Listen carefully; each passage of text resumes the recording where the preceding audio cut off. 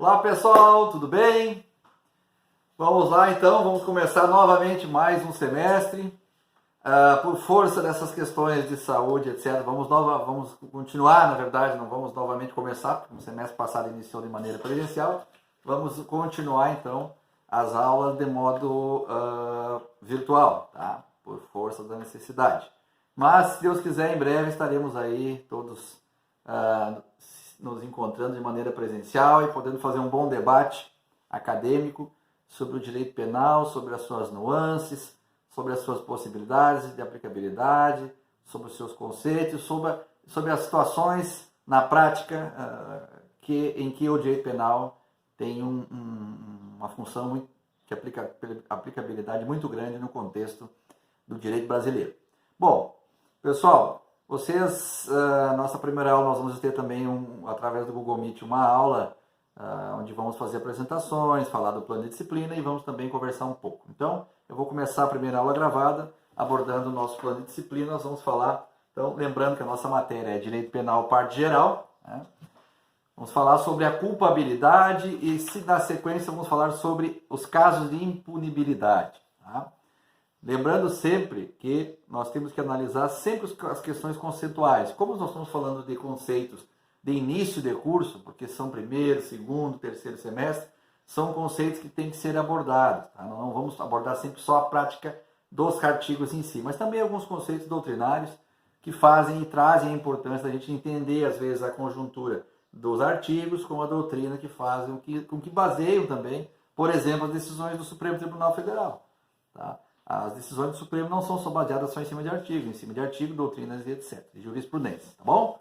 Bom, então vamos lá, pessoal, de maneira bem didática, vamos começar nossa primeira aula, de maneira mais pingada, digamos assim, mais a conta-gotas. Eu não vou fazer uma aula inteira hoje de 1 hora para vocês, porque nós vamos ter uma aula também, uma aula virtual em tempo real pelo Google Meet, tá? Então, a partir do momento que nós vamos ter uma aula inteira pelo Google Meet, não tem porquê nós fazermos mais uma aula gravada inteira sobre o mesmo assunto, tá? Então eu vou ponderar algumas coisas aqui nessas videoaulas que eu vou fazer, e nós vamos também, através do Google Meet, comentar esses assuntos, tirar dúvidas e na sequência vamos avançar no conteúdo, tá bom? Bom, iniciando falando da culpabilidade. O que nós temos que partir do princípio quando se fala em culpabilidade? Lembra que vocês têm esse material através das lâminas que estão postadas na aula 1 de vocês na sala virtual. Então o material de vocês traz lá. A culpabilidade, ela tem a função, ou ela se caracteriza por ser um elemento integrante, tá? Dentro do contexto penal, que vai fazer com que se defina o que é uma infração penal. Partindo do princípio que vocês devem ter estudado no semestre passado, que a infração penal é quando o sujeito, tá, comete algo ilegal, uma infração, um delito, que caracterizado na maneira do modus operandi vai se caracterizar como uma infração penal, tá? Então, deixa de se ter uma conduta legal quando se comete uma infração legal, ok? Mas quando se fala da culpabilidade, além disso, nós temos que comentar algumas coisas importantes, tá? O que pesa na questão da culpabilidade, conforme diz o material? Análise do princípio, os princípios da conduta ilícita do agente, tá? Se o agente agiu de maneira culposa, vocês lembram disso? De maneira culposa é quando não tinha talvez a intenção. Se o agente agiu de maneira dolosa, aí sim com uma intenção real de cometer e gerar o efeito nefasto que veio a ser gerado, tá? Ou se ele agiu através de imprudência, negligência ou imperícia, tá? Que também se caracteriza pela maneira culposa, ou através até de um dolo eventual. Assuntos estes que vocês já trataram no semestre passado, tá bom? Bom, assim nós iniciamos fazendo uma abordagem técnica da culpabilidade, ok? Bom, então, professor, o que eu tenho que saber da culpabilidade? Que a culpabilidade, é um elemento integrante do conceito que vem a definir uma infração, tá? Ou seja, vou falar mais de maneira popular.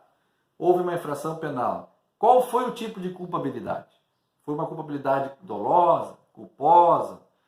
Houve a intenção? Foi sem querer? Então, esses conjuntos todos formam a possibilidade de interpretação da culpabilidade, tá bom? Partindo do princípio do nosso código, onde nós vamos iniciar esse semestre, nós vamos falar do artigo 31 do CP. Tá? Eu peço que vocês, quem não tem, vocês não precisam comprar um código. Quem quiser, eu permito, mesmo que for presencial, pode imprimir o código, imprimir, trazer depois na maneira presencial, folhas impressas, não tem problema nenhum. Nós vamos se ater a pequenas coisas que não pode. Pode sim. Tá? Quem não tiver condições de comprar, pode imprimir e vai poder usar na minha aula sem problema nenhum. Tá? Vamos otimizar em tudo que a gente pode, vamos otimizar. Bom, vamos lá. O artigo 31, casos de impunibilidade, ou seja, casos de que se interpreta a possibilidade de configurar, tá, a impunibilidade. Bom, o que diz o artigo 31 dessa situação? O ajuste, a determinação ou a investigação do auxílio, salvo disposição expressa em contrário, não são puníveis os crimes que não chegam a menos ser tentados. Bom, então o que a gente tem que entender desse artigo 31? Gente, para se poder punir um fato típico ilegal, é preciso que tenha pelo menos iniciado algo. Tá? Eu não tenho como querer punir alguém por homicídio se ele está pensando em matar alguém. O cidadão está em casa, sentado no sofá, pensando, eu vou matar aquele cara que eu não gosto dele. Mas ele ficou ali sentado pensando, não levantou, não pegou uma faca, não fez nada. Como é que eu vou enquadrar ele por alguma coisa? É preciso que a situação tenha ao menos iniciado, que ele tenha saído de casa e tentado, que tenha havido qualquer situação de maneira técnica e didática que possa configurar a questão de um homicídio, por exemplo. Caso contrário, baseado no artigo 31, nós temos um caso claro de impunibilidade. Eu não posso punir alguém por ter pensado em roubar, se ele não fez nenhum movimento, nenhum ato que venha a possibilitar uma tentativa que seja. Ok? Eu acho que isso é bem claro. Tá? É a mesma coisa, tu não tem como alegar uma punição para alguém que não cometeu um erro. Tá? Então, o artigo 31, quando vocês se depararem com ele, grifem isso. Para a gente poder configurar efetivamente, tá, um fato típico ilegal, ele tem que ter sido ao menos iniciado. Para daí a gente poder pensar, analisar se o fato foi grave, foi leve, houve isso, houve aquilo. Tá? Então, em suma, esse traz o relato do artigo 31 do CP, que também tem uma consideração importante nesse termo. Bom, ainda na questão, tá, da consciência dos casos específicos. Tá? Por exemplo, a potencial consciência da ilicitude. O que diz no material? Tá? A potencial consciência da ilicitude é se o agente tem consciência do que ele está fazendo ou não. Ele está cometendo um ato ilícito, um ato que refere à ilicitude. Mas o detalhe da potencial consciência é o seguinte, ele sabe o que está fazendo? Tá? Ou ele não está do gosto das suas próprias faculdades mentais, por exemplo. Tá? Agora, se ele sabe, então ele tem consciência do que o ato que ele está fazendo. Portanto, já é um caso que declare e afirma a consciência do ato que ele está cometendo. Tá? Então, de maneira, em outras palavras, dizendo, é a noção de que quem pratica o ato sabe se está fazendo algo injusto ou não, algo grave ou não, ou algo ilegal ou não.